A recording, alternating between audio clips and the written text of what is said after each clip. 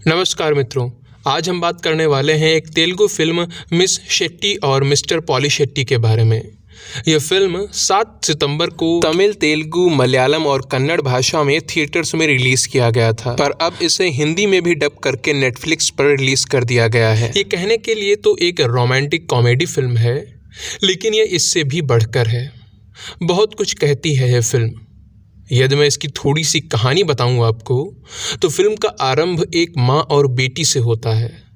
माँ अपनी बेटी को, जिसका नाम अन्विता है और अनुष्का शेट्टी ने अन्विता का कैरेक्टर प्ले किया है, तो माँ बेटी से बार बार विवाह करने के लिए कहती है, पर अन्विता विवाह, परिवार, प्रेम इन जैसी चीज़ों में विश्वास नहीं करती, क्योंकि जब वो छोटी थी तो उसके माता पिता अलग हो गए थे और उसकी माँ ने बहुत सी कठिनाइयों का सामना करते हुए अकेले ही उसे बड़ा किया था। इसीलिए वो अपने दृष्टिकोण से देखते हुए सभी को एक जैसा मानती है और प्रेम को बस एक कल्पना समझती है और विवाह जैसे बंधनों में उसे नहीं बंधना है, क्योंकि उसने अपनी माँ की स्थिति देखी है। अब ये देखकर मुझे लगा कि शायद ये परिवारों को खंडित करने वाला वामपंथी एजेंडा प्रसारित करने का प्रयास किया जा रहा है, पर मैं आगे देखता रहा। अब यहाँ पर माँ के जाने के बाद अन्विता बिल्कुल अकेली हो जाती है। तब उसे अपनी माँ की वो बात याद आती है कि मेरे जाने के बाद कौन तुम्हारे साथ होगा, कौन तुम्हारा सहारा बनेगा, क्या पूरा जीवन अकेले जी पाओगी।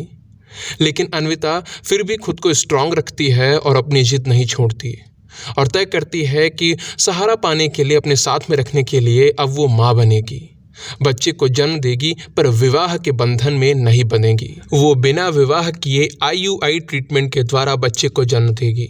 अब ये ट्रीटमेंट क्या है आप गूगल पर पढ़ सकते हैं। अभी बस इतना समझिए कि बिना किसी फिजिकल कांटेक्ट के माँ बनने का तरीका है ये। अब अन्विता एक ऐसे व्यक्ति को खोजना आरंभ करती है जो सर्वगुण संपन्न हो, ताकि उसके द्वारा डोनेट किए गए स्पर्म से वो एक स्वस्थ बच्चे की माँ बन सके। अब क्या कोई उसे मिल पाता है? क्या अन्विता माँ बन पाती है? क्या सच में अन्विता पूरा जीवन अकेले ही रहती है या उसका हृदय परिवर्तन होता है? अब इन प्रश्नों के उत्तर आप फिल्म देखकर प्राप्त कर सकते हैं। बाकी हम लोग यहाँ पर अब फिल्म में कोई एजेंडा है या नहीं, इस पर चर्चा करते हैं, साथ में आगे की कहानी देखते हैं। अब यहाँ तक फिल्म देखने के बाद मुझे लगा कि ये लोग सभी को भावुक करके सिंगल पेरेंटिंग के एजेंडे को प्रचारित कर रहे हैं। मित्रों, आजकल एक षड्यंत्र के तहत परिवारों को तोड़ने का अभियान चल रहा है, जिसमें माता पिता को हमारा सबसे बड़ा शत्रु दिखाया जाता है। उन्होंने हमारी स्वतंत्रता छीन ली है, ऐसा दिखाया जाता है और प्रेरित किया जाता है कि हमें उन्हें पीछे छोड़कर एक आज़ाद, एक स्वतंत्र जीवन जीना है। शादी विवाह को तो सभी दुखों का कारण बताकर उसे निकृष्ट बनाकर प्रस्तुत किया जाता है। बस जीना है तो स्वयं के लिए जीना है, भौतिक सुख सुविधाओं का भोग विलास करना है, यही सारी बातें लगातार प्रमोट की जाती हैं और ये सब कुछ बहुत तेज़ी से चल रहा है। तो मुझे लगा कि इसमें भी सिंगल पेरेंटिंग को प्रमोट किया जाएगा, पर ऐसा नहीं हुआ। ये लड़की अन्विता स्पर्म डोनेट करने के लिए जिसे चुनती है, अपना काम पूरा करने के बाद वो चली तो जाती है, पर उसे प्रतिपल ये एहसास होता है कि जीवन में किसी का होना कितना महत्वपूर्ण है। कोई ऐसा जिसे हम अपना कह सकें, जिसके साथ हम बिना किसी संकोच के अपने सारे दुख सुख बांट सकें। एक सीन में जब अन्विता को डॉक्टर्स बताते हैं कि वो प्रेग्नेंट है और उसकी प्रेगनेंसी अच्छी कंडीशन में है, तो वो बहुत प्रसन्न होती है, पर उस समय उसके पास कोई होता ही नहीं है जिससे वो ये प्रसन्नता बांट सके। तब उसे उस डोनर लड़के की बहुत याद आती है, क्योंकि उसके साथ रहते हुए कहीं ना कहीं उसे प्रेम हो ही जाता है। वो जब जब किसी पति पत्नी को, किसी परिवार को एक साथ देखती है तो उसे दुख होता है, पछतावा होता है। ऐसे ही धीरे धीरे उसे अपनी भूल का एहसास होता है और वो ये स्वीकारती है कि वो कितनी गलत थी। प्रेम क्या होता है, ये परिवार कितना महत्वपूर्ण होता है, ये वो समझ पाती है।